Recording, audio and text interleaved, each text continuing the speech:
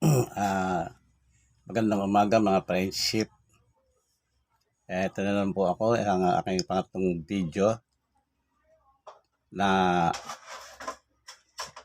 year 2024 po tayo ngayon. Pero kung isipin natin, ilang libong taon na po ba tayo ngayon? Sa panahon natin ngayon, mula po nung kay Eva at Adan, na nilalang ng Diyos. Marami nagsasabi na sabi ng mga scientists,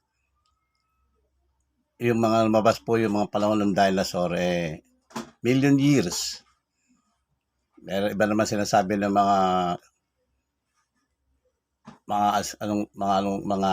tao na 3 million years, 2 million years ang panahon ng mga dinosaur. Ganun din po yung mga friendship, yung Stone Age na panahon ng mga ancient world. Bibilang na daw po ng million years. Pero gano'n ba ito katotoo mga friendship? Pag-usapan po natin at ating talakayin at bilangin kung ano na.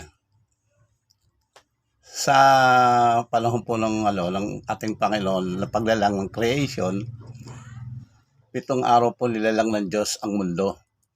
Unang araw, nilalang niya ang langit at lupa. Pangalawa, ang pag-ano po ang pag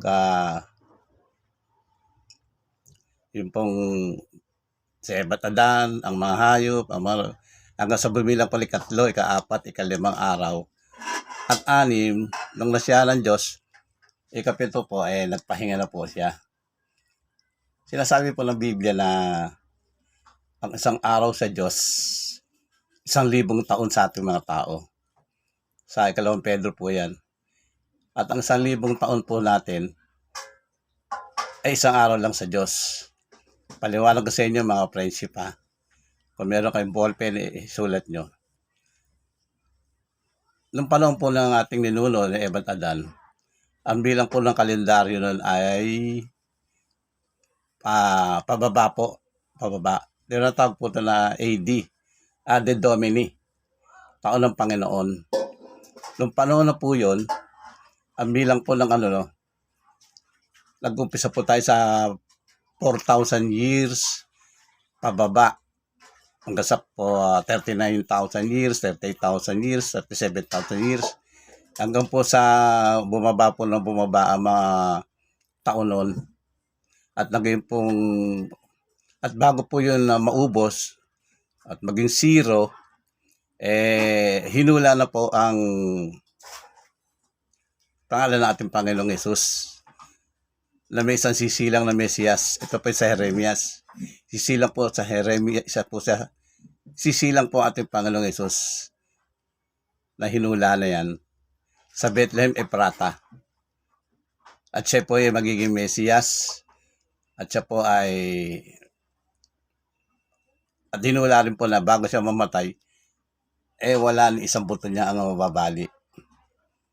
Ayan, habang pababa na po ang panahon na yon, papunta na po sa zero. Yung papagpunto po siya ng zero, teka nga ba?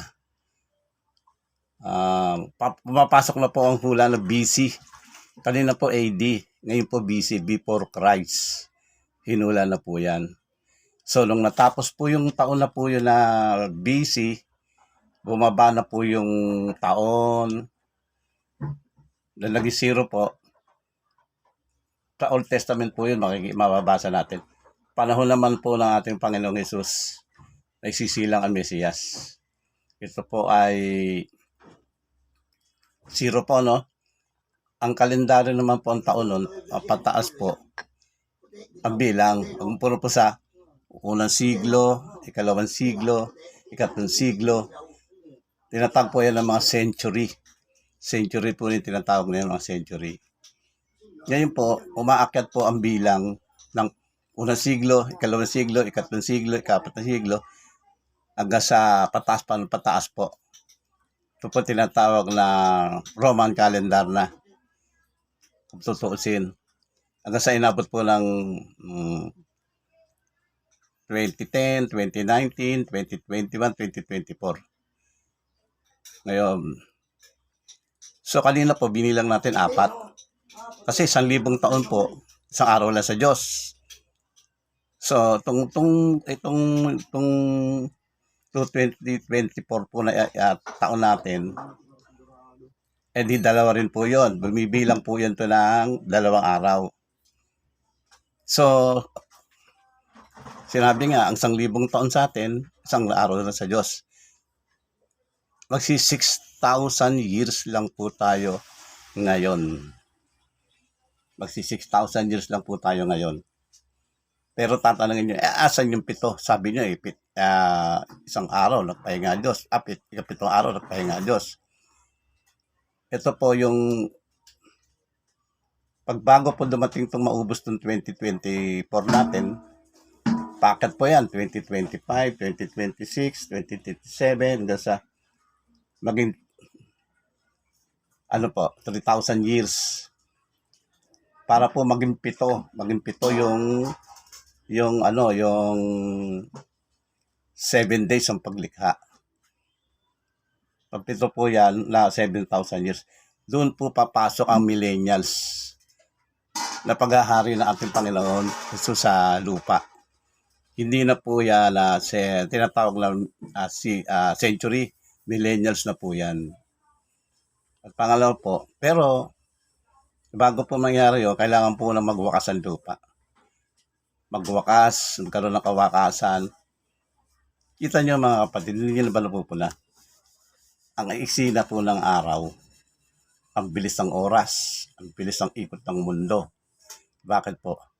Kasi po, sabi sa Bible, malibang paiksiin ang mga araw dahil sa mga hirang. Sino po itong mga hirang? Ito po yung mga nagbalik loob. Kasi po baka ito ay may talikod pa ni Satanas. Hindi po makumpleto yung bilang. Tatalakayin po natin yan kung ilan ang akit sa langit. At kung ito ba yung mga kasama. So, ulitin ko po, 2024, packet po, hindi po magluluwat, papasok na po ang kawakasan. Kasi po, kailangan yan, papasok po tayo sa 3,000, ang paghahari po natin, Panginoon, sa lupa. Yan tayo po na millennials. Yan po. So, sa mga tweed, mga ka-friendship, ito po tayo po ay mag-7,000 years lang po tayong sa panahon ngayon. Hindi po totoo na tayo ay million years. Hindi po totoo. Kahit kwento nyo, AD Domini, BC. Ito pong panahon ni susunod lumabas po, CE, Christian era, panahon ng mga Kristiyano. Panahon po tayo ng mga Kristiyano ngayon na nung dumating ating Panginoong Jesus. So supposed to be 1,000 taon, isang araw lang sa Diyos.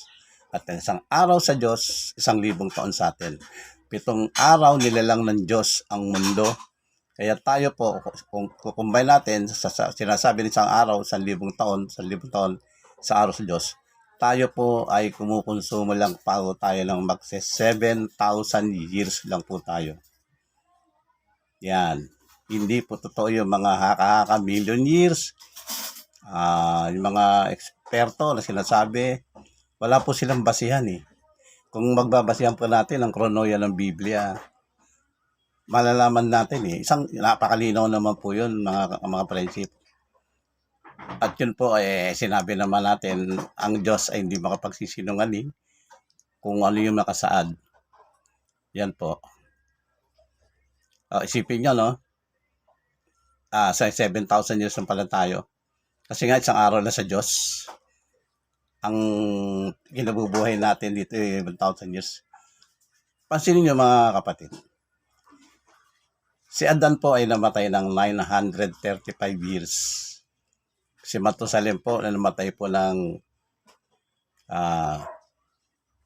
960 plus. May isang araw na ba sa Diyos yun? Hindi pa po ba wala? Dahil hindi pa sila nakaabot ng 1,000 taon para isang araw lang sa Diyos. So, hindi sila mabot ng isang araw sa Diyos. Pansinin nyo yan. Kaya ngayon po, paiksi ang mga araw. Bilis ang ikot ng mundo, ang bilis ang pagbabago sa mundo. Yan po ang guro na papansin nyo. Papasok na po tayo sa millennials, ang pagdating ng ating Panginoon, ang kanyang paghahari sa loob po ng 1,000 taon. Sana po naunawaan nyo. Kung meron po kayong tanong, i-comment nyo na lang po at ipaliliwanag ko. So, sa susunod po, tatalakayin natin kung paano nilililang ni Satanas at dinadaya at nililibang ang mga tao sa panahon po ngayon. Yan po yan. At abangan nyo rin po yung Biblia. Tao ba ang gumawa? Pag-aralan po natin at talakayin po natin. At ang pang-apat, sino ba ang babaeng patutot? Lalasing sa dugo ng mga hari. Apigat po yan. Apokalipsis po yan. Hindi po yan basta-basta tinatalakay at nalalaman ibang tao. At pang-5 po, ang kawakasan, ang daigdig ng labanan ng mga masasamang tao at ng Diablo ng ating Panginoong Hesus. At talakay ko na po sa inyo yung peace and order, ang kahirapan, ang kagutuman. Yan po. At si Satanas, ano po ang itsura niya? Totoo ba yun na mga siya dinodrawing ng mga tao, ng mga novelista sa comics na siya may sungay, may buntot? Malalaman po natin, i-describe ko po sa inyo kung ano itsura po ni Satanas. Diyan po magugulat kayo. Abangan nyo po. Sana po meron kayo natutuhan. At mag-comment po kayo, sasagot po ako. Salamat po. Always pag-ingat tayo sa lahat nating ginagawa. Magandang umaga po. Maraming salamat. Thank you.